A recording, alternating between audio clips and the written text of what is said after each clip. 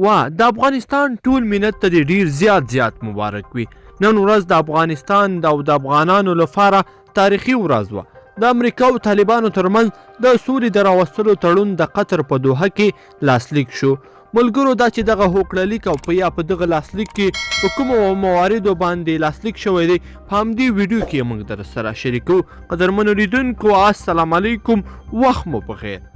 څو شېبې وړاندې د قطر په دوحه کې د امریکا او طالبانو ترمنځ د سولې هوکړلیک د یوې پراخې غونډې پر مهال د طالبانو له لوري د ملا برادر او د امریکا له لوري د زلمي خلیلزاد په مشرۍ لاسلیک کړای شو. پر دغې توافقنامه د طالبانو په استازیتوب ملا عبدالغني برادر او د امریکا په استازیتوب زلمي خلیلزاد لاسلیکونه وکړل چې په دې سره یې بین الافغاني مذاکراتو ته لار پرانیسته. په دغې غونډه کې د امریکا د بهرنیو چارو وزیر مایک پمپیو هم خبرې وکړې او د افغانستان لپاره د سولې په پروسه کې د یو ستر ګام وباله. پمپیو وویل چې د سولې هوکړلیک به بین الافغاني مذاکراتو ته په بشپړه توګه لار پرانیزي چې په دې سره به په افغانستان کې روانه جګړه پای ته ورسیږي. پمپیو له طالبانو څخه غوښتنه وکړه چې له دوی سره دې کړې ژمنې د هوکړلیک له مخې پوره کړي څو په افغانستان کې دایمي سوله راشي.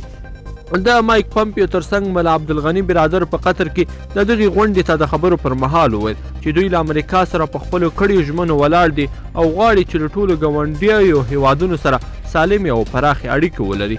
نوموړي له امریکا سره د 18 میاشتو مذاکراتو وروسته د سولې تړون د لاسلیک له امله وویل چې دوی اوس بین الافغاني مذاکراتو ته هم چمتواله لري او په مذاکراتي ټیم غږ کوي چې د خبرو میز ته دې راوړاندې شي.